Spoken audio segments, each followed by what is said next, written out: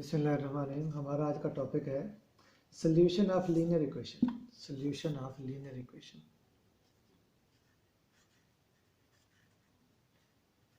Solution of linear equation equations.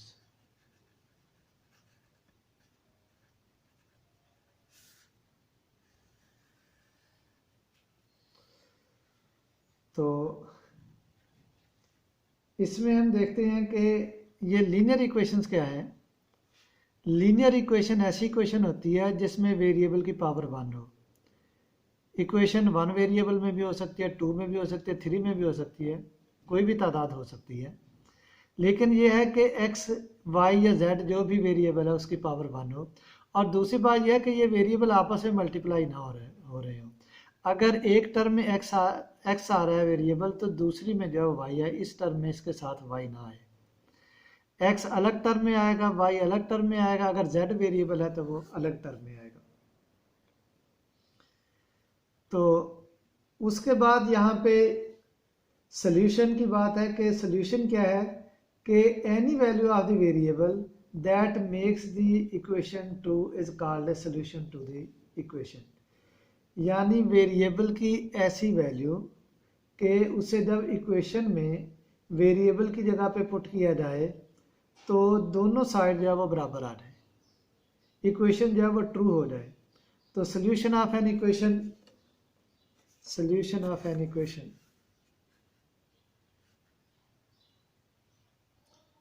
Solution of equation से पहले जो है एक चीज़ और मैं आपको बता दूं कि ये जो टॉपिक है जिसके अंदर ये हम डिस्कस करेंगे वो है use a general strategy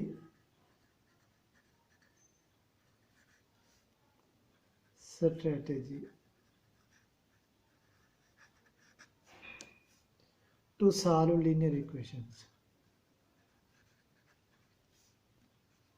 Linear equations.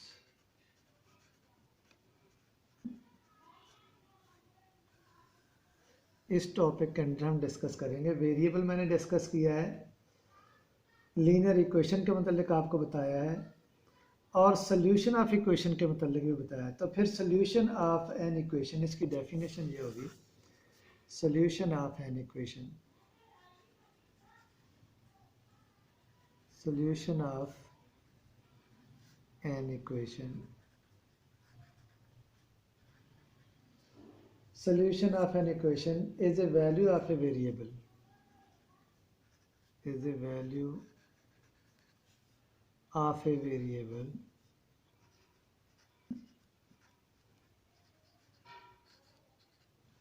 value of a variable that makes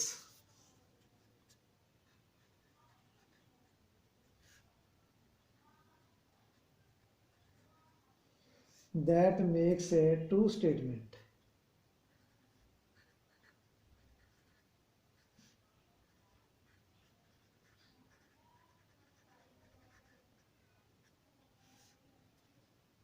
When substituted in the equation.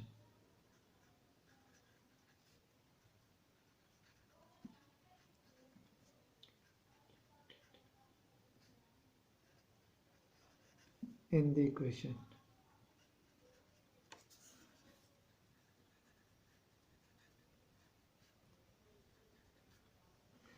कि इक्वेशन का जो सोल्यूशन है वो वेरिएबल की ऐसी कीमत होती है कि जब उसको इक्वेशन में सब्स्टिट्यूट किया जाता है, पुट किया जाता है, तो स्टेटमेंट जो है वो ट्रू हो जाती है। यानी वो इक्वेशन ट्रू हो जाती है, दोनों साइड उसकी इक्वल आ जाती हैं। इसकी हम एग्जांपल एक कंसिडर कर लेते हैं।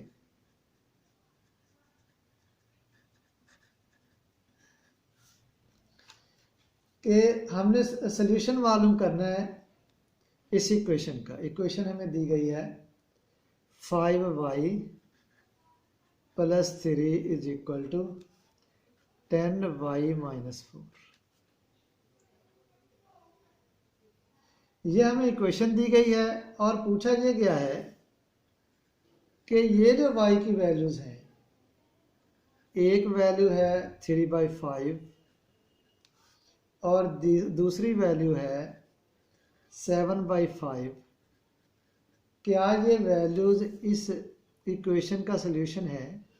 तो हम क्या करेंगे कि एक एक करके इन वैल्यूज को इक्वेशन में पुट करेंगे। तो 5y + 3 = 10y - 4। तो इसमें हम पुट करेंगे 3/5y की जगह पे सब्सटीट्यूट।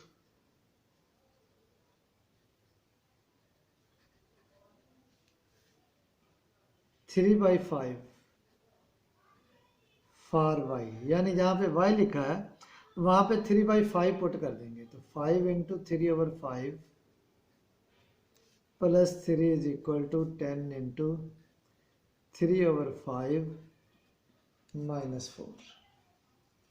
नेक्स्ट हम क्या करते हैं कि मल्टीप्लाई करते हैं, इसके साथ मल्टीप्लाई करेंगे। ये 5 डिवाइड हो रहा है तो ये ख़त्म हो जाएगा। तो मल्टीप्लाई जब हम करेंगे ये अमल यहाँ पे, तो यहाँ पे 3 रह जाएगा जब 5 को 3/5 से मल्टीप्लाई किया जाएगा। और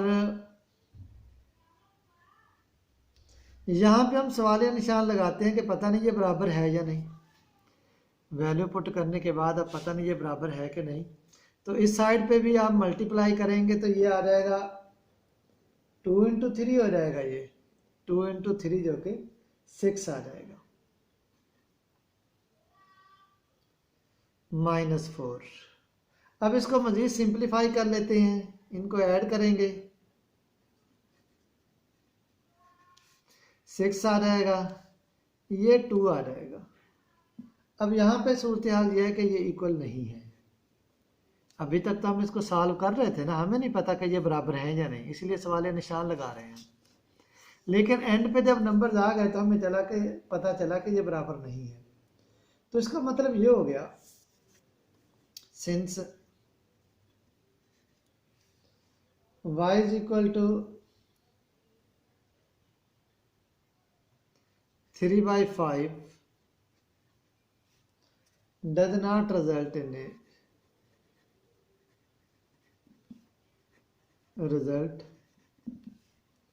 in a true equation,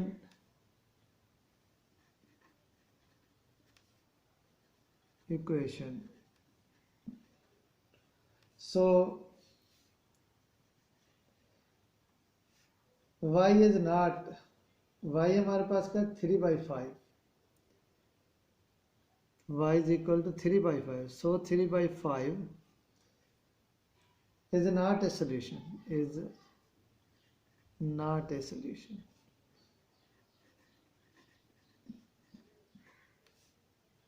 to the equation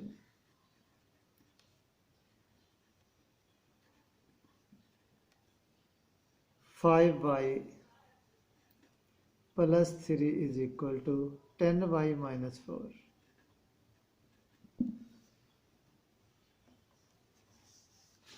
इसी तरीके से बी पार्ट है, बी पार्ट भी आप इसमें जो है पुट करेंगे और पुट करके चेक करेंगे कि ये जो है ये बराबर आते हैं या नहीं। तो आप इसमें ये पुट करके देख लें, 7/5 यहाँ पे पुट होगा, 7/5 यहाँ पे पुट होगा। इसी तरीके से आप सॉल्व कर लेंगे। तो ये जब आप हल करेंगे ना तो आप देखेंगे कि दोनों साइड इक्वल आ जाती हैं। तो फिर ये वैल्यू जो है 7/5 ये इसका सल्यूशन हो जाएगा।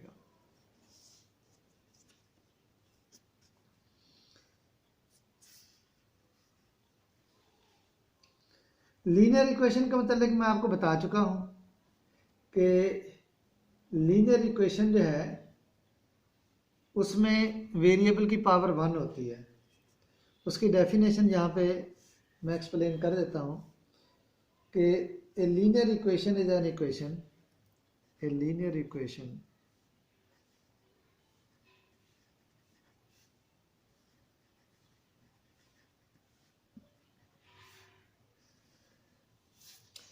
Is an equation in one variable. हम यहाँ पे 1 वेरिएबल की बात कर रहे हैं, इसी तरीके से 2 वेरिएबल में आ जाएगा। Is an equation in one variable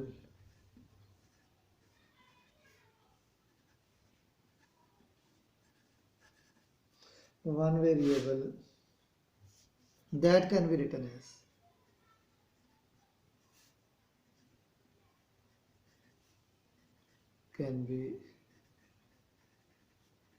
written as ax plus b is equal to 0, where a and b are real numbers, where a and b are real numbers and A not equal to 0, क्योंकि अगर ए 0 हो जाए ना तो फिर x वाली term खत्म हो जाएगी, फिर तो ये कांस्टेंट ही रह जाएगा। इसी तरीके से अगर हम दो वेरिएबल में बात करें तो इस तरह आ जाएगा A X plus B Y plus C is equal to 0, A X plus B Y plus C is equal to 0, जिसमें ए जो है वो नॉन ज़ीरो होगा। नेक्स्ट स्टेप्स ऑफ सोल्यूशन है, स्टेप्स ऑफ सोल्यूशन। अगर हमने लीनियर इक्वेशन को solve करना है, स्टेप्स ऑफ इक्वेशन सॉल्यूशन,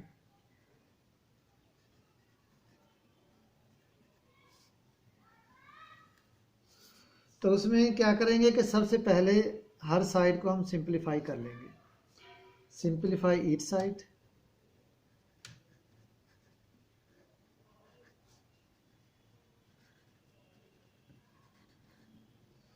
फिर उसके बाद दूसरा पॉइंट ये होगा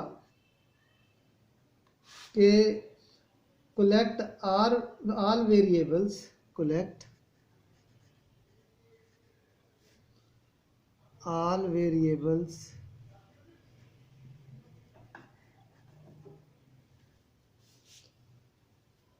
variable terms on left side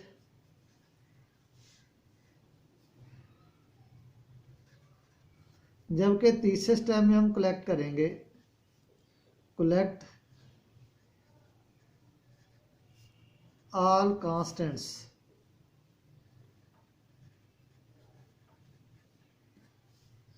on right side.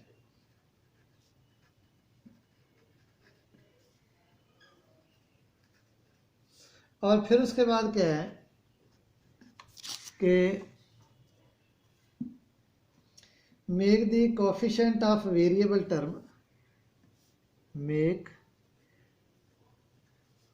Coefficient of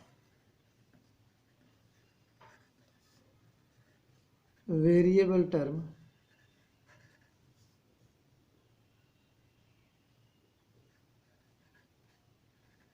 one,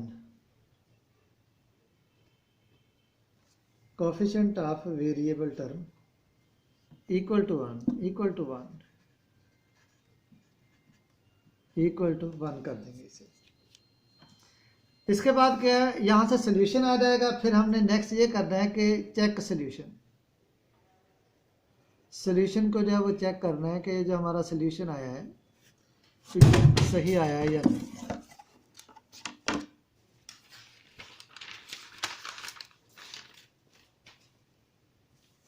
इसकी एग्जाम्पल हम कंसिडर करते हैं।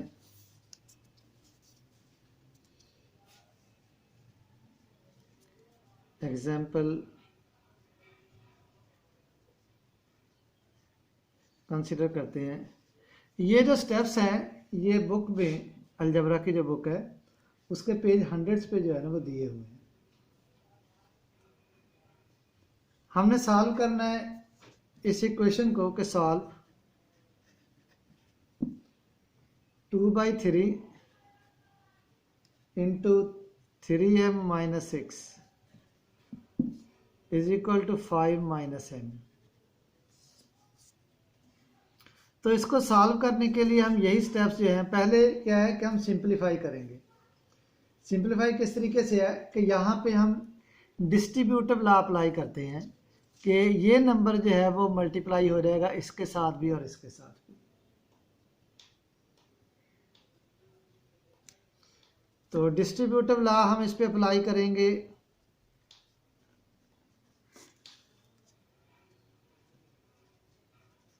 तो डिस्ट्रीब्यूटिव लॉ से क्या है कि ये इसके साथ मल्टीप्लाई होकर ये आ जाएगा 2m। इसी तरीके से नेक्स्ट है ये इसके साथ जब 6 के साथ मल्टीप्लाई होगा तो ये आ जाएगा 4, इधर आ जाएगा 5 माइनस m। नेक्स्ट हमने क्या करना है कि वेरिएबल टर्म को लेफ्ट साइड पे लेके जाना है। अब यहाँ पे ये राइट पे है तो हम ऐड करेंगे, add m on both sides.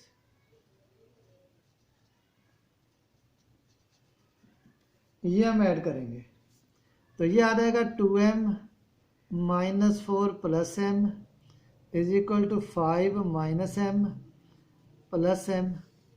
तो ये आ जाएगा इस तरीके से 3m minus 4 is equal to 5। Next हमारे पास क्या स्टेप है? नेक्स्ट हमारे पास है कि हम 4 ऐड करेंगे, add 4 on both sides, add 4 on both sides. ये हम ऐड कर देंगे तो 4 जब ऐड करेंगे तो क्या आ जाएगा 3m minus 4 plus 4 is equal to 5 plus 4, तो ये आ जाएगा 3m इज इक्वल टू 9 आ जाएगा। 3m is equal to 9। और नेक्स्ट हमने क्या करना है, जो आखिरी स्टेप है,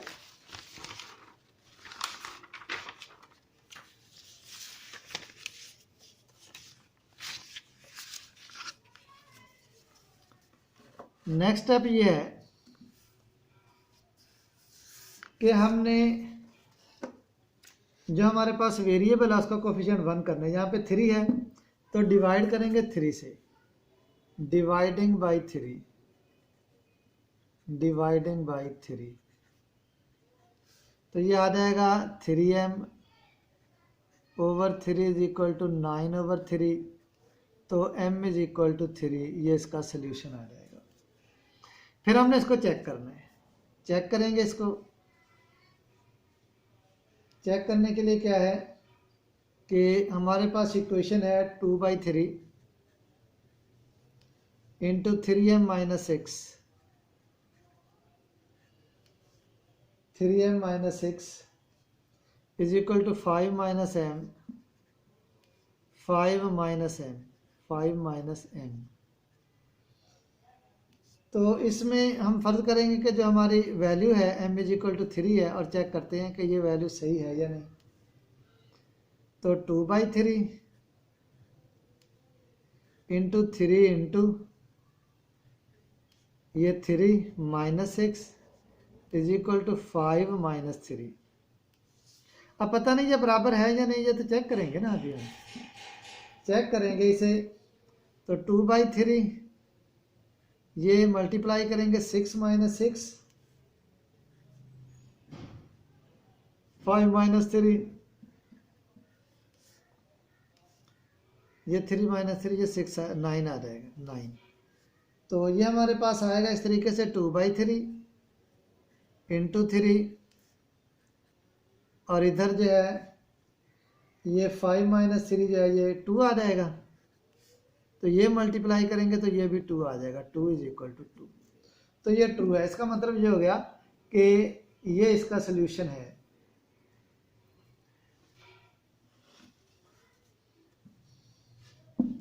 नेक्स्ट इक्वेशंस हैं तो इनके मतलब फिर नेक्स्ट लेक्चर में मैं एक्सप्लेन करता हूँ।